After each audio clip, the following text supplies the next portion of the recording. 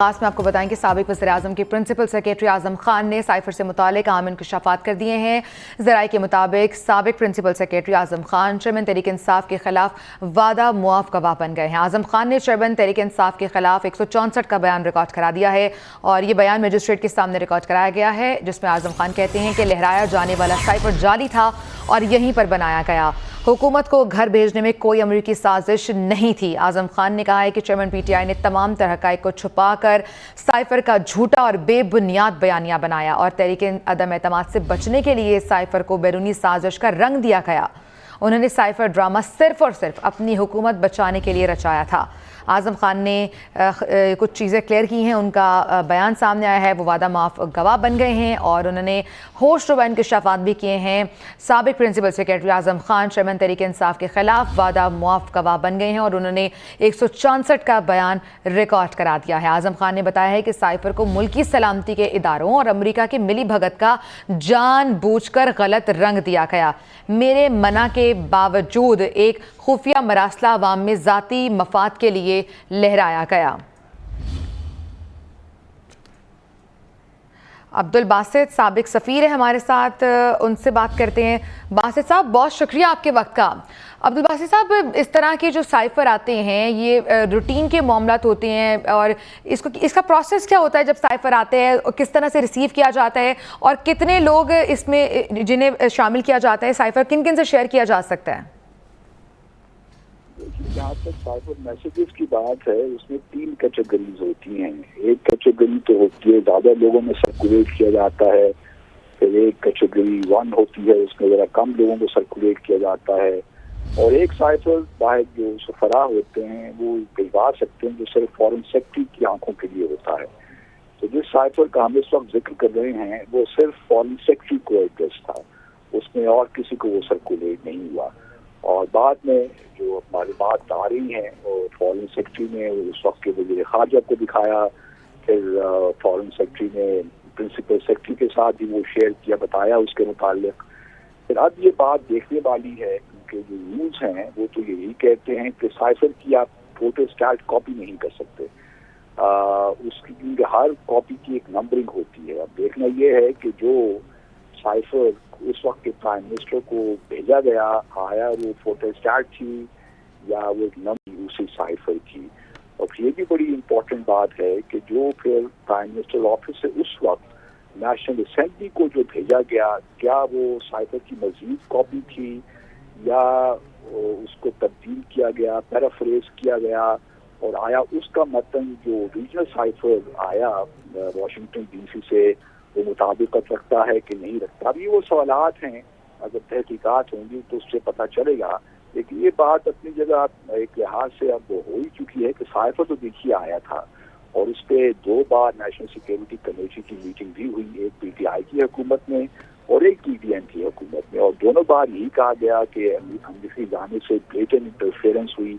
उसके फिर जवाब में हमने प्रोटेस्ट भी किया अमरीकी हुकूमत के साथ। अब उसको सियासी मकासद के लिए इस्तेमाल किया गया, ये बिल्कुल ठीक सी बात लगती है। लेकिन हमने फिर ये भी देखा कि पीटीआई के बयानिए में भी तब्दीली आई।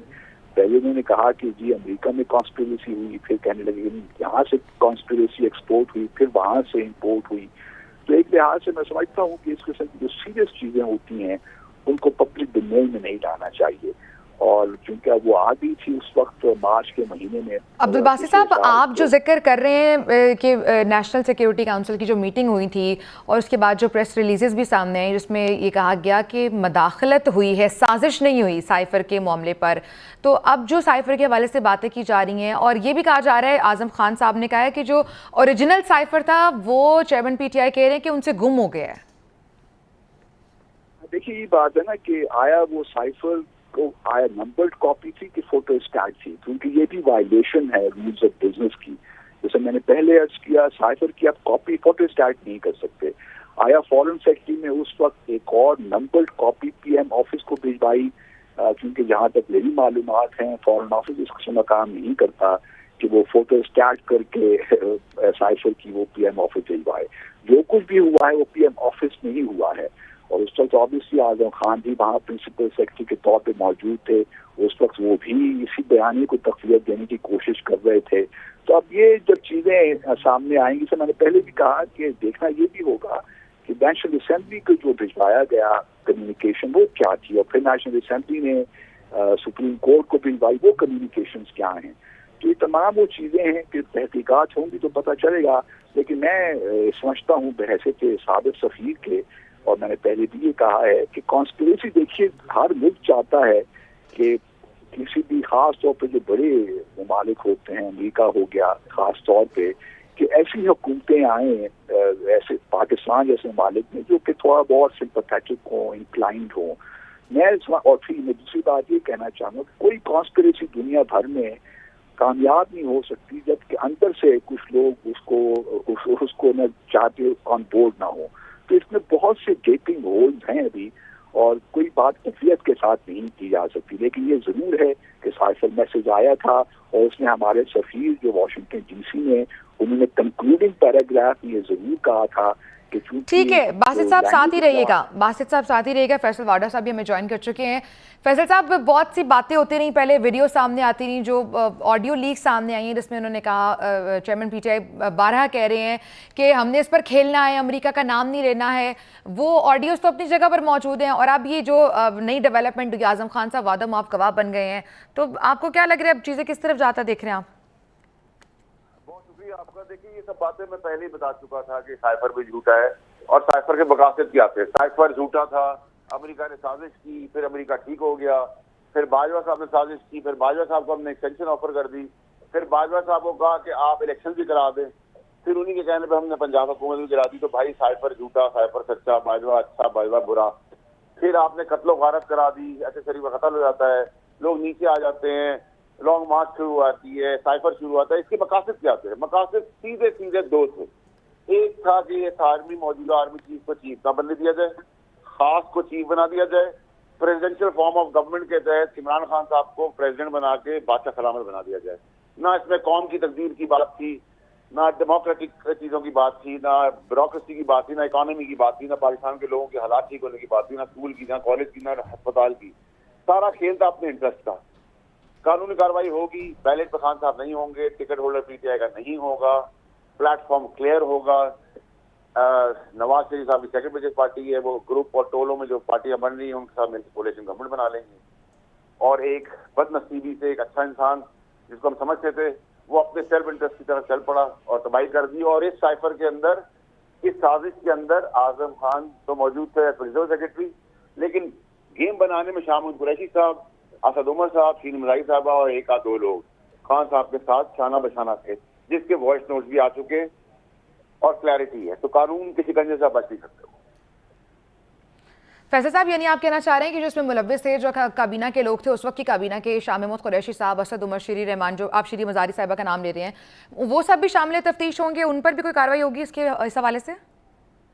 बात है, देखिए ये तो बड़ा खतरनाक खेल है। सीक्रेसी एक्ट के तहत ऐसी डॉक्यूमेंट और फिर डॉक्यूमेंट का चोरी हो जाना, गुम हो जाना, शवायद को गायब कर देना, उसको लहरा देना, ये वजीर आजम नहीं कर सकते सीक्रेसी एक्ट के तहत। इसके अंदर तो खुदा ना खास्ता आर्टिकल 6 रख सकता है। अच्छा फैसल वाडा साहब, आप बता रहे हैं कि मकासद कुछ और थे, तो कहाँ पे गलती हो गई कि वो जो ट्रैक पर चल रहे थे वो प्लान के मुताबिक चीजें नहीं हो सकी?